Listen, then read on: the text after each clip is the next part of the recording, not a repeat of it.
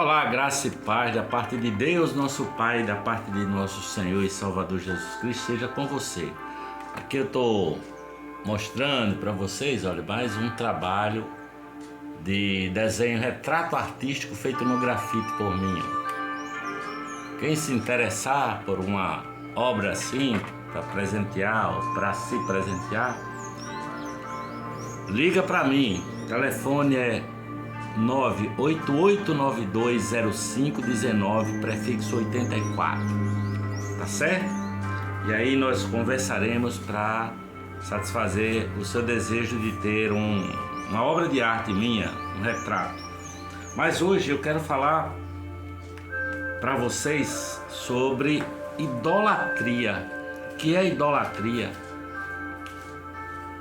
E para isso eu quero ler aqui a primeira epístola do apóstolo Paulo aos Tessalonicenses, no capítulo 1, dos versículos 1 ao versículo 10. Ele diz: Paulo e Silvano e Timóteo, a igreja dos Tessalonicenses em Deus o Pai e no Senhor Jesus Cristo, graça e paz tenhais de Deus nosso Pai e do Senhor Jesus Cristo. Sempre damos graças a Deus por vós todos, fazendo menção de vós nas nossas orações, lembrando-nos sem cessar da obra da vossa fé, do trabalho, do amor e da paciência, da esperança em nosso Senhor Jesus Cristo, diante de nosso Deus e Pai.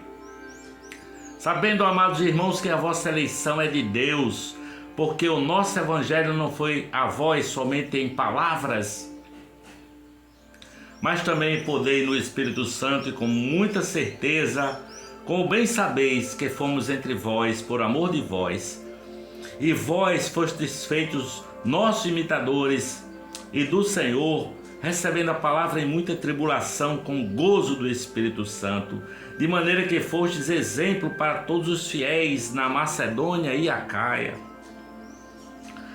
Porque por vós soou a palavra do Senhor não somente na Macedônia e Acaia, mas também em todos os lugares a vossa fé para com Deus se espalhou, de tal maneira que já dela não temos necessidade de falar coisa alguma, porque eles mesmos anunciam de nós qual é a entrada que tivemos para convosco, e como dos ídolos vos convertestes a Deus, para servir ao Deus vivo e verdadeiro e esperar dos céus a seu Filho, a quem ressuscitou dos mortos, a saber, Jesus, que nos livra da ira futura.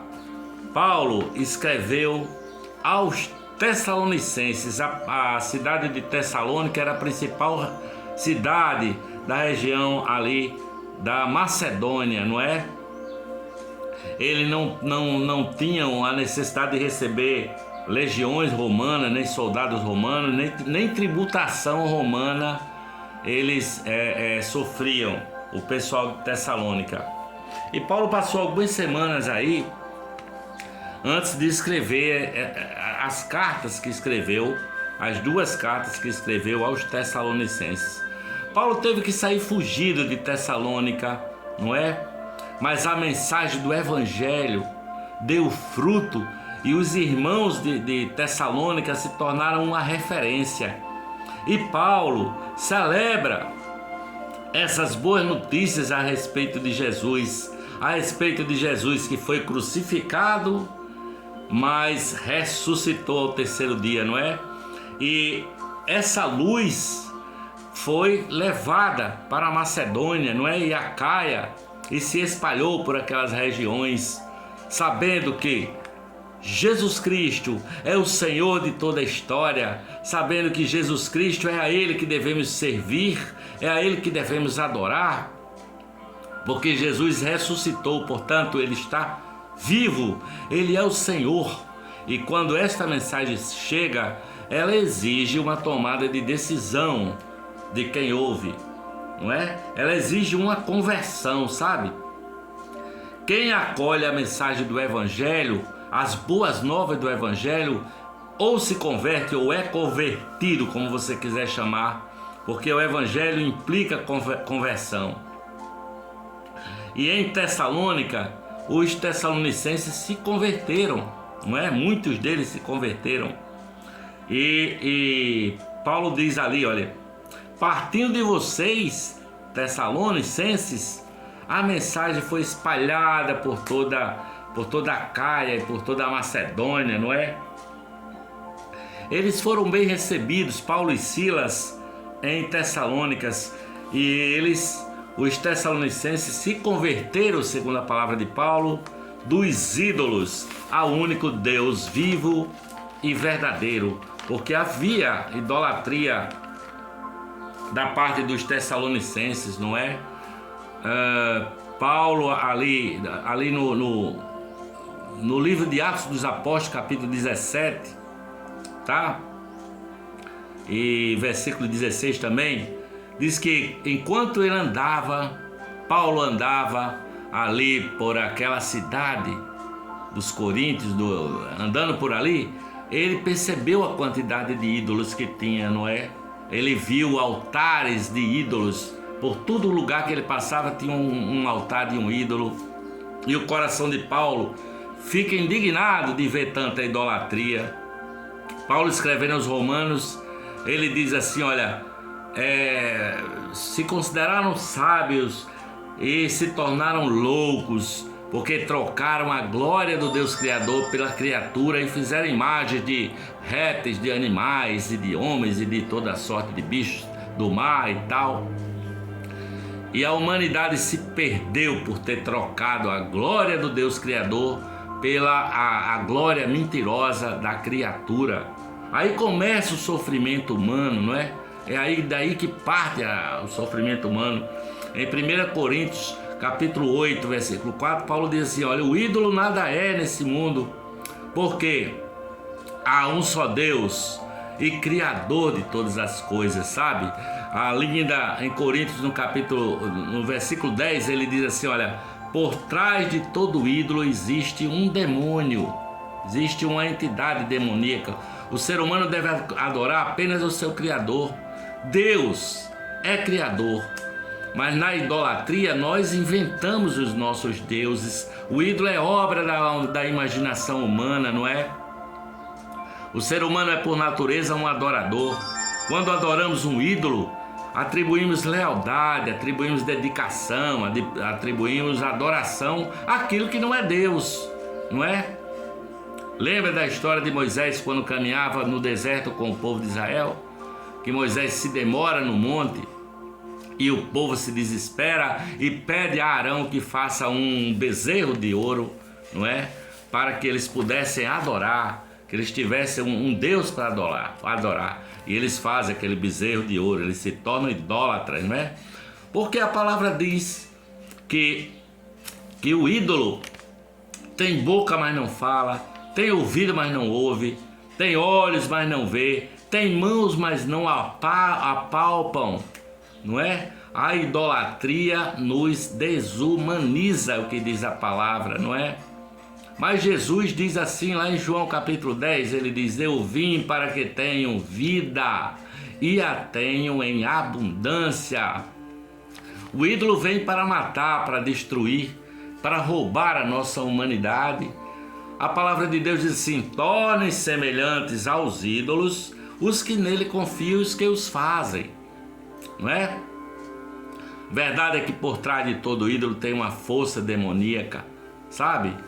Mas hoje em dia nós até podemos pensar, naquela época eles adoravam Júpiter, Netuno, não sei o que, Deus vaca, Deus touro, Deus não sei o que lá. Hoje em dia não existe mais isso. Alguém poderia dizer assim, não é? Mas hoje existe o amor ao dinheiro, não é? Que é elevada a categoria de Deus, chama-se Mamon, tá? Pode ser que nós não temos tantos deuses pagãos como antigamente, mas nós fazemos a nossa idolatria de hoje. Nós temos hoje a lealdade aos deuses, não é? Deuses com D minúsculo, que foi transferida assim para o Deus mercado, por exemplo. Deus dinheiro, né? A idolatria sobre o poder político, tá? Virou até uma potestade política. Hoje em dia, as polarizações políticas, não é? Ou então, quem sabe, a idolatria da beleza, do corpo, da aparência, não é? Eu tenho visto aí pela internet pessoas que se deformam tentando atingir uma beleza inalcançável, sei lá o que, e se tornam umas coisas mesmo assim. É a idolatria da beleza, do culto à aparência, não é? Coloca a sua imagem assim, a sua confiança num Deus vazio, sabe? Ele não entrega o que ele promete, ele não faz o que ele não cumpre o que ele promete, sabe? Ele vem para roubar, ele vem para mentir, ele vem para destruir, ele vem para matar. E a palavra de Deus diz: é preciso que haja conversão do ídolo ao Deus vivo e verdadeiro, porque o ídolo nada é, mas Deus é. Deus é. Ele doa a vida, não é? Jesus Cristo de Nazaré é o Deus que foi manifestado como homem, não é? É o Deus que foi feito homem segundo a palavra, como disse João, não é? Dele nós tocamos a palavra da vida, o verbo se fez carne e habitou entre nós, e nós tocamos na palavra da vida, sabe? Nós tocamos. Por isso que não devemos fazer imagem de deuses, não é? Não precisamos fazer imagem de deuses. Lá em Timóteo capítulo 6 diz que Deus é invisível, portanto não faça imagens. Não é como se Deus fosse visível. Somente Deus foi visível ou é visível apenas na pessoa de Jesus Cristo de Nazaré. É quando Deus se torna visível. E João diz: nós tocamos na palavra da vida. O verbo se fez carne, ele fez todas as coisas e habitou entre nós, e nós vimos a sua glória como a glória do unigênito do Pai, cheio de graça e de verdade.